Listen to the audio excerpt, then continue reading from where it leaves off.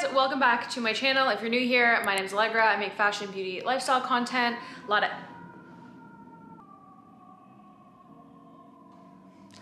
lot of outfits, a lot of just like lifestyle, beauty, all that good stuff. So subscribe if you are new here. We'd love to have you. Today, I'm gonna be talking all about my meditation journey. I have been meditating since like 2015, I would say, and it really has changed my life. So I have an old video. I'll link it in the cards so you can check it out if you want to. I haven't watched that video in a long time, so I don't know if there'll be like overlap, but you know, it's been a long time since that video and things have changed.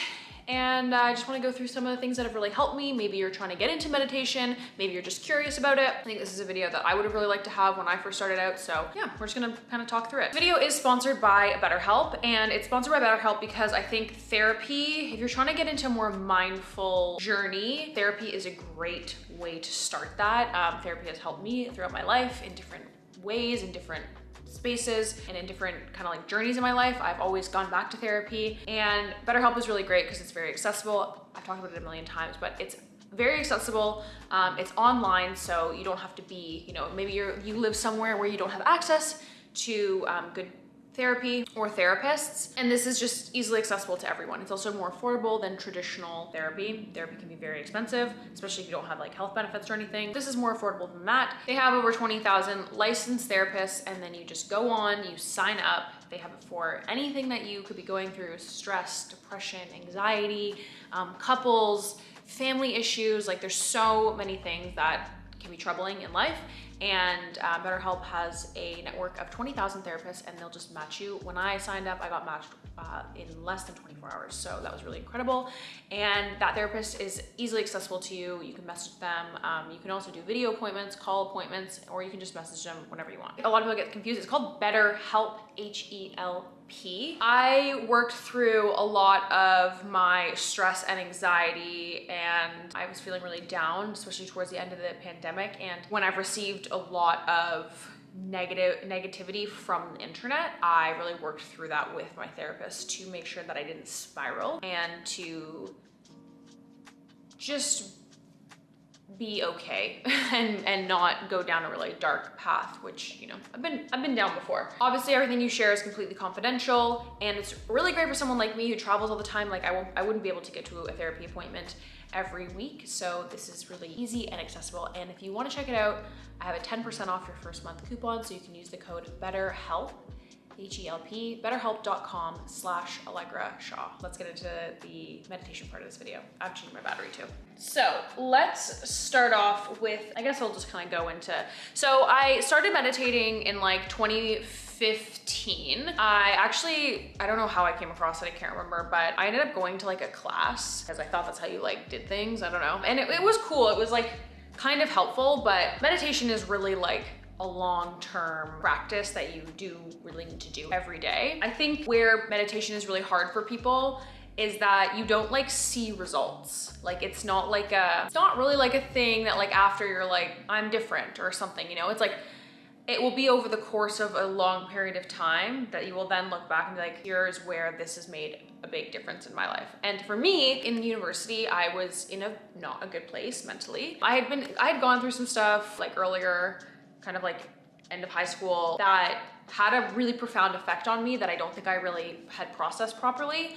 And I really saw it come out in university, especially in relationships. I was very like insecure, I was very jealous, I was very angry, and I had all these like attachment issues that I don't know, it was a mess. I was a mess. I wanted to not be like that. I like wanted to be happy, and I started doing some research, and I think for me, I really thought that happiness was like a I don't know how to like articulate it, but I thought that like everyone, you just like were happy. You either were happy or you weren't. But happiness is really something that you have to work on. I had to really start to train my brain to think like positively, think optimistically, and really do things to be happy. Every day, to this day, I do things every day to be happy and to have a good relationship with myself. And I didn't think that that was something that I guess you needed to do, but just like going to the gym for your physical fitness, you need to do things daily to help with your like mental fitness is kind of how I see it. So I ended up finding meditation, and you know, it was like a slow progress getting into it. I would like meditate one day and then wouldn't do it and whatever, but it's when I did it consistently and when I really got into a good practice is when I, you know, got really, I don't want to say results because they're not results. It's like, it is a practice, and I'm still gaining things from meditation. It still helps me every day. It was in the consistency and in the practice where I was really helped. So I'm gonna run through some books that I read, and then I'll go through some apps that I use, but everyone's meditation practice is very different also. So the first book I ever read that started to change my mindset was The Power of Now. It's actually in my storage locker. I didn't want to go get it. I think you can read like 75% of it. I find some books get a little repetitive, especially in like the self-help space. They can be a little repetitive. The Power of Now was the first book where I kind of like had a, oh my God, like things aren't as they seem, you know? And so that was a really good starting point for me. And then I got into some other books, but, and I've read a lot of books, but these are probably my favorite, but my starting point was The Power of Now. I do find it's an easy read. And if you're not like super spiritual or anything like that, it's a very like tangible, easy introduction into like a different way of thinking. And then the next book that was kind of a really great book for me. This isn't my original copy because here's the copy that's stolen from me. So it's called Zen Mind, Beginner's Mind, Informal Talks on Zen Meditation and Practice. And what I would do before my workout, I specifically did this through 2016, is I would read one chapter, and chapter being like, I'm just gonna show it to you. Like this one is on posture. So I would read one of these, and then this one's on breathing. So I'd read the posture one before my meditation, and then I would meditate. And I started getting into my really great, like consistent meditation practice using Headspace. They had like a free trial or something. I don't know, but I used that for the free trial. And then I did kind of use it a little bit after, but then I stopped. This is a great book for if you're like getting into like more spiritual meditation. I really liked this book. The next books that are super like, I think everyone should read them. I think they honestly changed my life. I only have 2 of them here because the other one I can't find right now, is Conversations with God. And these are not religious books, even though I know that when people think of the word God, they think of religion, but these are not religious books.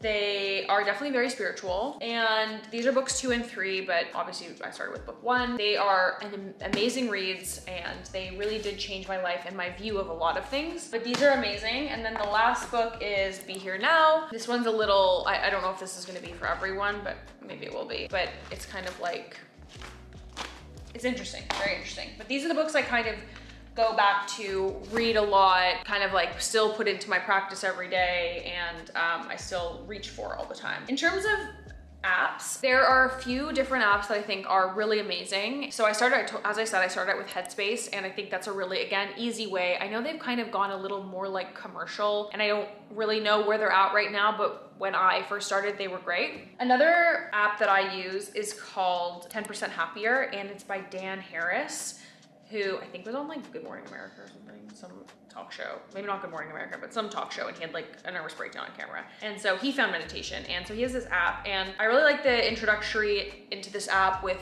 Joseph Goldstein. So there's a lot of great guided meditations on there. If you have trouble with sleeping, there's like sleep meditations. There's kind of stuff for everyone, and I do pay for that app. I think there's a free version, but I pay for it, and I still use it. I actually use it to also track my meditation. So if I don't use that app, I'll still like go in and track it just so I can get a good idea of like what days I missed and whatever. But a lot of the time I just meditate now. Like I'm at the point where I don't need a guided meditation.